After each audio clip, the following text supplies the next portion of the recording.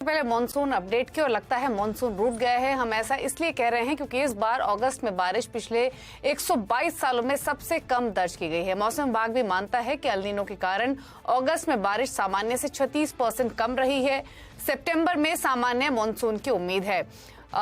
इसका फसलों की बुआई और उत्पादन पर कैसा और कितना असर पड़ेगा, आज के शो में इस पर तो हम फोकस करेंगे ही, लेकिन सबसे पहले चलते हैं मेरी सहयोगी मनीषा जी के पास और समझते हैं कि जून से लेकर अब तक मॉनसून का जो मिजाज है वो कैसा रहा है, किन रीजन में बारिश ठीक ठाक हुई है, कहां पर रही है डेफिशिएंसी। ये सब बातें जानने के लिए मनीषा जी हमारे साथ मौजूद हैं। बताइए मनीषा जी, कैसा रहा मॉनसून का प्रोग्रेस पिछले 3 महीनों में? वेल एब्सोल्युटली, अगर इस साल की बात की जाए तो आई थिंक हम सिर्फ जुलाई के महीने को याद रखना चाहेंगे क्योंकि अच्छी खासी बारिश इसी महीने में हुई है। जिस तरह से जून में हमने मॉनसून का ऑनसेट आता हुआ देखा, वो देर से भी था और बारिश भी यहां पर कम थी। और अगस्त तो क्लियरली जैसे कहा गया कि 36% की डेफिशिएंसी के साथ है। ये जून से अगस्त तक का मैप है जहां पर अब तक भारत में 10% की डेफिशिएंसी के साथ बारिश हुई है। अगर आप देखें तो ज्यादातर इलाकों में यहां पर डेफिशिएंसी ही है। 17% की डेफिशिएंसी यहां पर ईस्ट, नॉर्थ ईस्ट और दक्षिण में है। सेंट्रल की बात की जाए तो 10% की डेफिशिएंसी है। सिर्फ नॉर्थ वेस्ट में हमने एक पॉजिटिव नंबर आता हुआ देखा है जो कि 5% का है। अब आपको यह भी बता दें कि कैसे ये नंबर्स देखे जाते हैं। अगर बारिश 96 से 104% के बीच में होती है तो उसे नॉर्मल कहा जाता है। आपको याद दिला दें कि आईएमडी ने इस बार का इस मॉनसून का एस्टिमेट जो है वो 96% का दिया है, ±4% का इसमें एरर बताया गया है। अगर 90 से 95% बारिश होती है तो उसे सामान्य से कम कहा जाता है और 90% के नीचे का अगर नंबर देखने को मिलता है तो उसे डेफिशिएंट मॉनसून कहा जाता है। एज ऑफ नाउ यहां पर ड्राउट की definition as of now IMD लेकर यहां पर नहीं चलता है। ये अगस्त का महीना है जहां पर आप देख सकते हैं कि अच्छी खासी गिरावट देखने को मिली है। लेकिन जून से अगस्त की अगर बात करें तो ये वो स्टेट्स हैं जिन्होंने जुलाई में ज्यादा बारिश के बावजूद भी एक बहुत बड़ी डेफिशिएंसी बनते हुए देखी है। इसमें चिंताजनक ऑफकोर्स यहां पर केरल है जहां पर ड्राउट यहां पर ऑलमोस्ट घोषित कर दिया गया है। 48% की डेफिशिएंसी यहां पर है। 37 से 27% की डेफिशिएंसी झारखंड, बिहार में देखने को मिली है। पूर्व उत्तर प्रदेश की बात की जाए तो 18% की गिरावट वहां है। महाराष्ट्र यहां पर एक बहुत बड़ी कंसर्न से जूझता हुआ नजर आया है। महाराष्ट्र के सभी district as of now deficient rainfall में है, जहां पर मध्य महाराष्ट्र, मराठवाड़ा की अगर बात की जाए तो 21 से 23% की डेफिशिएंसी के साथ फिलहाल यहां पर मॉनसून का बात की जा रही है। अब आपको बताएंगे कि यहां पर अगस्त में किस तरह की हमने एक्सेस यहां पर बारिश आते हुए देखी है। ये भी जून टू अगस्त के ही है। वेस्ट राजस्थान में यहां पर अच्छी खासी बारिश जुलाई में देखने को मिली थी। अगस्त में ऑफकोर्स बहुत कम बारिश रही है, लेकिन अगर जून से अगस्त के नंबर्स देखें तो अभी भी वेस्ट राजस्थान को एक्सेस में देखा जा रहा है 45%। सौराष्ट्र और कच्छ में 55% ज्यादा बारिश हुई है और हिमाचल प्रदेश में ऑफकोर्स वो खबरें हम देखते ही रहे हैं अगस्त के महीने में। इवन एज बाकी पूरी कंट्री में बारिश नहीं हो रही थी, हिमाचल प्रदेश में एक्सेस मॉनसून हमने वहां पर बनता हुआ देखा। साथ ही अब यहां पर बात करते हैं कि अगस्त के महीने में किस तरह की बारिश हुई है। हम सब जानते हैं कि 36% कम रही। ये रिकॉर्ड लो है किसी भी साल में आता हुआ। इससे पहले रिकॉर्ड था 1965 में जब 192 मिलीमीटर बारिश हुई थी और उससे पहले 1905 में 172। तो एज ऑफ नाउ जो 191.2 का आंकड़ा है अगस्त के महीने के लिए, ये सबसे कम बारिश है ऑन रिकॉर्ड जो हमने यहां पर बनते हुए देखी है। अगर देखें कि आईएमडी किस तरह से यहां पर एस्टिमेट कर रहे हैं तो पिछले 4 सालों की अच्छी बारिश के बाद इस साल इन एनी केस एस्टिमेट कमजोर है। एल नीनो का ये साल भी है, तो पिछले कई सालों अच्छी बारिश होने के बाद 96% का अनुमान है, जो कि मार्केट को लगता है आईएमडी और जो इंटरनेशनल मेट्रोलॉजिकल डिपार्टमेंट्स हैं कि बारिश यहां पर 96% के अनुमान से कम ही रह सकती है। अब बात करेंगे सितंबर की, जहां पर एक्सपेक्टेशन आईएमडी ने जताई है कि नॉर्मल मानसून रह सकता है और उनका मानना है कि नीचे में 91 और ऊपर में 109 के बीच में यहां पर मानसून रह सकती है। यानी कि यहां पर भी जो डिस्पैरिटी है वो काफी ज्यादा बन सकती है। आईएमडी ने काफी क्लियरली ये कहा भी है कि यहां पर वो ईस्ट और नॉर्थ ईस्ट में बारिश अच्छा आता हुआ देखते हैं, लेकिन जहां तक वेस्ट, सेंट्रल और सदर्न इंडिया है यहां पर नॉर्मल या बिलो नॉर्मल बारिश हो सकती है। यानी कि सितंबर से कोई बहुत बड़ी एक्सपेक्टेशंस फिलहाल नहीं है। बिल्कुल, तो यानी अगर जून टू अगस्त देखें तो डेफिशिएंसी 40-45% तक रही है। केरल, झारखंड जैसे रीजन में 40-50% बारिश कम हुई है। और अब इम्पोर्टेंट है कि क्या थोड़ी बहुत रिलीफ सितंबर में मिलेगी, क्योंकि जो बुआई है वो तो काफी पिछड़ी हुई है ही। लेकिन जैसे मनीषा जी ने कहा, एक्सपेक्टेशन से नॉर्मल मानसून रह सकता है, लेकिन जो की स्टेट्स है वहां पर बारिश इस बार भी कम हो सकती है। और इस पर बातचीत की आईएमडी के डीजी मृत्युंजय मोहापात्रा से हमारे संवाददाता असीम मनचंदा ने। सुनिए उन्होंने क्या कहा सितंबर की बारिश को लेकर। अगस्त महीना में रेनफॉल एक्टिविटी आप देखेंगे तो नॉर्मली जितना एक्सपेक्ट किया जाता है इससे ज़्यादा डेफिशिएंट रहा। लगभग 36% डेफिशिएंट रेनफॉल 31 अगस्त को रिकॉर्ड किया गया है, फास्ट से 31 अगस्त तक। इसका आप कारण देखें, सबसे बड़ा कारण यही रहा कि अगस्त महीना में एलिनो कंडीशंस प्रिवेल किया, और जब एलिनो कंडीशंस होता है इसका एडवर्स इम्पैक्ट होता है रेनफॉल में। सब सितंबर की बात करें तो किस तरह की बारिश आपको होने का अनुमान है? सितंबर में हमारा जो पूर्वानुमान है आज, इसके हिसाब से नॉर्मल रेनफॉल हो सकता है, यानी 109% से 91% लॉन्ग पीरियड एवरेज का रेनफॉल हो सकता है। और इसका आप स्पेशल डिस्ट्रीब्यूशन देखें, जो ईस्टर्न पार्ट ऑफ कंट्री है, जैसे गंजेटिक प्लेन्स हो गया, कि ईस्ट इंडिया हो गया, ईस्ट सेंट्रल इंडिया हो गया, ये सभी एरिया में, नॉर्थ ईस्ट इंडिया हो, ये सभी एरिया में normal to above normal rainfall हो सकता है। और वेस्टर्न पार्ट ऑफ कंट्री, जैसे कि western part of south India, west central India, north west India, इसमें डेफिशिएंट रेनफॉल होने का पूर्वानुमान है। सर, ब्रेक हमने देखा अगस्त में 20 दिन के आसपास का मानसून का ब्रेक रहा, अब सितंबर में कब से मानसून की एक्टिविटी शुरू होगी? अभी जो ब्रेक मानसून कंडीशन अभी भी चल रहा है, लगभग 20 दिन टोटल ब्रेक मानसून कंडीशन रहा अगस्त महीना में, मगर अभी इसमें सुधार आ रहा है।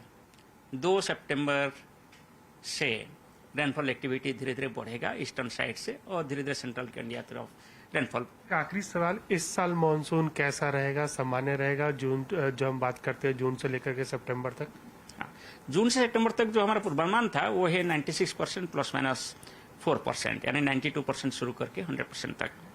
सो अभी जो एक्टिविटी हुआ है, वर्स्ट एक्टिविटी हो चुका है अगस्त महीने में। सितंबर में रेनफॉल एक्टिविटी बढ़ेगा, इसलिए अभी जो -10% रिकॉर्ड किया गया for the country as whole, इसमें सुधार आएगा धीरे धीरे सितंबर महीना में। और हमारा ये अनुमान है कि ये रेनफॉल डेफिशिएंट नहीं होगा। और एक बात मैं आप लोगों को बोलना चाहता हूँ, जो रेनफॉल डिस्ट्रीब्यूशन है कंट्री में, आप देखेंगे डिस्ट्रीब्यूशन बहुत अच्छा रहा है। जो एरिया में जुलाई तक बारिश नहीं हो रहा था, जैसे eastern India, east UP, Bihar, Jharkhand, west Bengal, वो सभी एरिया में अगस्त महीने में अच्छा बारिश हुआ है। रवि द्योरा भी हमारे साथ मौजूद है, डायरेक्टर कुंवरजी ग्रुप के। और अभी आपने सुना आईएमडी को अभी जो असीम ने बातचीत की, बारिश 2 सितंबर से ईस्टर्न रीजन में पिकअप करेगी और उसके बाद सेंट्रल रीजन, नॉर्दर्न रीजन में आने की पॉसिबिलिटी है। लेकिन इंपॉर्टेंट ये है कि सोइंग ऑयल सीड्स हो या पल्सेस हो, ऑलरेडी पिछड़ी हुई है, लेकिन अब सोइंग से ज्यादा चिंता ईल्ड को लेकर भी है। क्या एक्सपेक्ट करना चाहिए?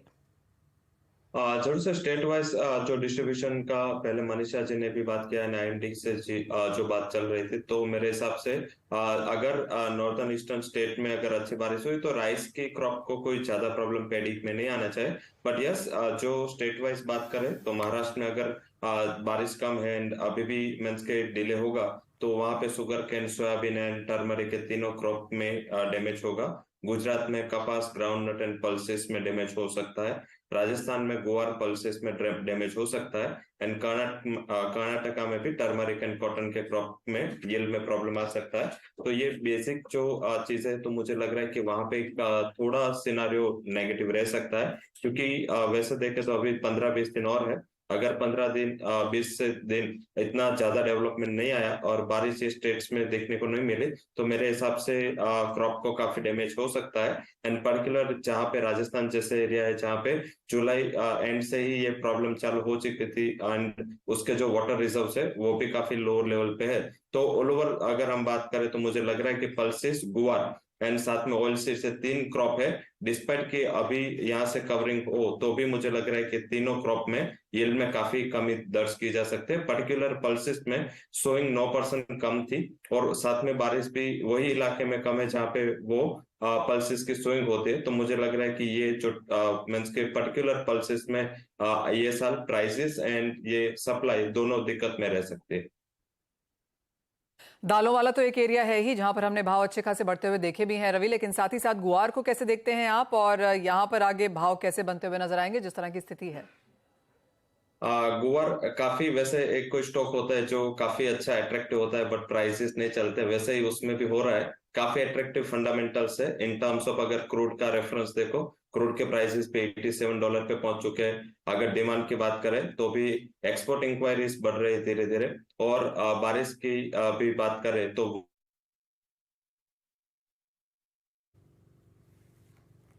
वीक, ये current week and next week दोनों फेस्टिविटी वाला वीक है। करंट रक्षाबंधन के हिसाब से 2 दिन मंडियां क्लोज थी, नेक्स्ट वीक जन्माष्टमी है, तो इस हिसाब से शायद इतना ज्यादा एक्टिविटी का पिकअप ना हो। बट मुझे लग रहा है कि सेकंड वीक ऑफ सितंबर से एक अच्छी रिकवरी मैं यहाँ पे देख रहा हूँ। तब तक मौसम का भी आपको मींस के हमें ख्याल आ गया होगा। तो मुझे लग रहा है कि शॉर्ट टर्म के लिए दोनों कमोडिटीज में आपको बाय करके ही चलना चाहिए। लेवल स्पेसिफिक 13,000 का एक अच्छा बेस बना के करंट कॉन्ट्रैक्ट चल रहे हैं, बाय करे उसको गुआर गम में। टारगेट रहेगा शॉर्ट टर्म के लिए 14,100 एंड नीचे स्टॉप लॉस 12,800 का छोटा स्टॉप लॉस से मैं ये बाइंग की रिकमेंडेशन दे रहा हूँ। और गुआर सीड भी करंट मार्केट प्राइस पे बाय करें, स्टॉप लॉस रहेगा उसका 6,000 का, 6,500 तक के लेवल की मैं उम्मीद गुआर गम सीड से कर रहा हूँ। तो मुझे लग रहा है यहाँ से एटलीस्ट 8 से 10% की तेजी आपको एक महीने में मिल सकती है। रवि, साथ ही स्पाइसेस के पैक पर आपकी राय क्या है, क्योंकि यहाँ पर हमने प्रॉफिट टेकिंग देखी और प्रॉफिट टेकिंग के बाद थोड़ी रिकवरी है, फिर चाहे वो टर्मरिक हो या फिर जीरा ही क्यों ना हो स्पेसिफिकली, क्या राय है इस पूरी पॉकेट पर? अब स्पाइसेस में हायर लेवल पे डिमांड की काफी मीन्स की कमी थी, काफी ऑर्डर्स भी चाइना की ओर से कैंसिल किए गए थे क्योंकि प्राइसेस नॉर्थवर्ड डायरेक्शन में थे, तो ट्रेड कम हुआ, इस हिसाब से प्राइसेस में गिरावट आई थी। बट मुझे लग रहा है कि फंडामेंटल में कोई ज्यादा बदलाव है नहीं, क्योंकि जीरा की सोइंग अभी अक्टूबर से होगी, तो सोइंग के नंबर आना चालू हो गए, तो जीरा उसके बाद कोई करेक्शन आएगा, बट तब तक प्राइसेस में स्टेबिलिटी बनी रहेगी। फेस्टिविटी चालू हो चुके हैं, तो फेस्टिविटी डिमांड भी काफी स्ट्रांग है एंड पर्टिकुलर टर्मरिक में एक्सपोर्ट इंक्वायरीज पे अच्छे है। साथ में जो रशिया ने ग्रैंड डील से बाहर निकला बाद में, इंडस्ट्री जो पहले लास्ट ईयर धनिया में काफी अच्छा इंपोर्ट करके बैठी थी, इस साल नहीं लग रहा है कि धनिया का कोई ज्यादा बड़ा इंपोर्ट हम यूक्रेन या रशिया से इंडिया में तो दिखेंगे। तो मुझे लग रहा है कि ये दोनों कमोडिटीज टर्मरिक एंड कोरिएंडर, जिसमें प्राइसेस में स्टेबिलिटी एंड पॉजिटिविटी बननी रहनी चाहिए। कोरिएंडर में 7,000 के स्टॉप लॉस के साथ बाय करें, टारगेट रहेगा 7,300 एंड टर्मरिक में थोड़ा मार्जिन ज्यादा है, बट फिर भी 14,300 के करीब बाय करें, स्टॉप लॉस रहेगा 14,000 एंड टारगेट रहेगा 15,100।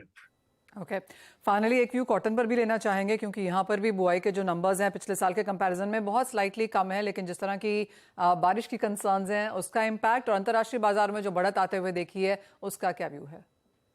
चाइना के ओर से आज मैन्युफैक्चरिंग डेटा है, तो उसमें भी काफी अच्छी रिकवरी दिखी है एंड पर्टिकुलर चाइना ने जो लास्ट मंथ स्टेप्स लिए और काफी बड़ी लिक्विडिटी भी उन्होंने इन्फ्यूज की है। तो मुझे लग रहा है कि इसका जो इम्पैक्ट है आगे धीरे धीरे जो उसके, क्योंकि टेक्सटाइल इंडस्ट्री वहां भी लेबर इंटेंसिव इंडस्ट्री है, तो वहां भी काफी रिवाइवल के लिए ट्राई चल रहे हैं। तो इसी हिसाब से एक सेंटिमेंट पॉजिटिव हुआ है कॉटन कॉम्प्लेक्स में और इंटरनेशनली प्राइसेस बढ़े हैं, तो मुझे लग रहा है कि इसका एक सेंटिमेंट इम्पैक्ट डोमेस्टिक प्राइसेस में भी आता हुआ दिख सकता है। मैं पहले प्रायोरिटी कपास खली को दूंगा, क्योंकि कपास खली में वैसे स्टॉक्स काफी कम है और सीजनलिटी ऑन हो चुके हैं। वैसे ये रक्षाबंधन से ऑलवेज वहां पे एक अच्छी सीजनलिटी और सीजनल डिमांड स्टॉकिस्ट की ओर से आते हैं, तो कपास खली में करंट मार्केट प्राइस पे बाय करें, स्टॉप लॉस 2700 का लगाए, आगे 2920 तक के लेवल की मैं उम्मीद कर रहा हूँ। और कॉटन में भी मुझे लग रहा है कि 60,000 का एक लेवल एक अच्छा रेजिस्टेंस है, बट अगर उसके ऊपर सस्टेन हो जाता है तो मेरे हिसाब से एक अच्छी रैली दिखनी चाहिए। हालांकि लेवल क्रॉस हुए, बट उसके ऊपर सस्टेन होना एक अच्छा स्ट्रेटेजी हो सकता है। अगर ये आज के दिन 60,000 के ऊपर स्टेबल हो जाए तो बाय कर ले, स्टॉप लॉस रहेगा 59,700 और अपर साइड जो मेरा टारगेट रहेगा इमीडिएट वो टारगेट रहेगा 60,700। तो मुझे लग रहा है कि दोनों कोकुड़ मींस कपास खली एंड कॉटन में बाय करके चलना चाहिए। ओके, चलिए ये रही स्ट्रैटेजीज और आउटलुक एग्री कमोडिटीज पर, प्राइसेस पर। एक ब्रेक के लिए रुक रहे हैं, ब्रेक के उस पर नॉन एग्री बास्केट पर करेंगे फोकस, स्पेशली कच्चे तेल पर, जहां पर प्राइसेस इंटरनेशनल हैं, जहां पर इस हफ्ते करीबन 5% की तेजी देखने को मिली है। रशिया और सऊदी अरेबिया की तरफ से यहां पर आउटपुट में कटौती की बात अब अक्टूबर तक भी करी जा रही है, जिसका सपोर्ट हमने भावों में आते हुए देखा। इसके अलावा चीन की तरफ से जिस तरह के स्टेप्स उठाए गए हैं, चाहे वो अनब्लॉकिंग है फाइनेंशियल एड्स की या फिर फॉरेक्स आरआरआर कट की बात की जा रही है 15 सितंबर से, और जिस तरह से आज केक्सिन पीएमआई का डेटा आया जो कि 51 दिखाता है, तो क्लियरली कुछ बहुत पॉकेट्स हैं यहां पर जहां पर कुछ पॉजिटिव न्यूज नंबर्स की तरह से चाइना तरफ से आती हुई नजर आई है। कितना इंपैक्ट इसका आगे जाके प्राइसेस में रह सकता है, इस पर बात करने के लिए हमारे साथ नरेंद्र तनेजा जी हैं। नरेंद्र जी नमस्कार, शुक्रिया साथ जुड़ने के लिए। सबसे पहले तो जिस तरह का रिटोरिक हमने ओपेक एंड एलआई से आता हुआ देखा है, उसका क्या इंपैक्ट देखते हैं आप?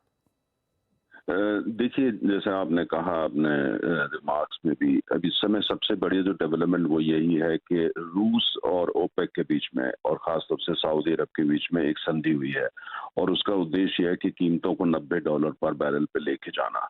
तो जितना प्रोडक्शन कट की जरूरत है, रूस पहले थोड़ा सा उसमें परहेज कर रहा था, लेकिन रूस अब उसमें सहमत हो गया है। अब उसकी विस्तार से क्या क्या डिटेल्स हैं, कितना प्रोडक्शन कट होगा, किस समय तक होगा, रूस ने कहा है कि इसकी सारी जानकारी अगले हफ्ते दी जाएगी। तो वो लिहाजा मार्केट को उसका इंतजार है, लेकिन मार्केट में काफी तनाव है इस बात को लेकर के और कीमतों में वो रिफ्लेक्ट कर रहा है। अगर रूस और यानी ओपेक और रूस ये दोनों जो है ऐसी सहमति बना लेते हैं तो जाहिर है कि कीमतों की थोड़ी परेशानी पैदा होगी।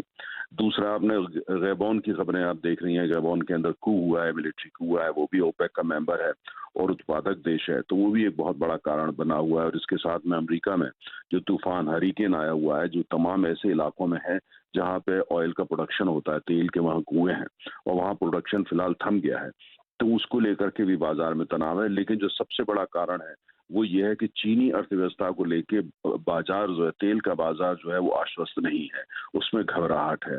उनका मानना है पूरे डेटा सही तरीके से अवेलेबल नहीं है और इसलिए उनका ये मानना है कि कुल मिलाकर के चाइना की जो अर्थव्यवस्था है वो दक्षिण की दिशा में जा रही है, तो बाजार उसको लेकर के बहुत बहुत ज्यादा परेशान है। और दूसरा, जैसे मैंने कहा कि इसी अवसर का फायदा उठाते हुए रूस और ओपेक का ये कहना कि तेल की कीमत $90 हम हर हालत में लेके जाएंगे और किसी जो फैक्टर्स है उनका बहुत ज्यादा प्रभाव नहीं हो रहा, तो लिहाजा आप देख रहे हैं कि कीमत जो है फिलहाल जो है वो उत्तर की दिशा में जा रही है। ओके, तो मिस्टर तनेजा, फिर ऐसे में क्या रेंज ऊपर की तरफ क्रूड की आप शिफ्ट होते हुए देख रहे हैं, या जो पहले आपने मेंटेन किया है कि नीचे की तरफ 70, ऊपर की तरफ $85 के ऊपर नहीं जाएगा, क्या नई रेंज को लेकर अब व्यू क्या है आपका?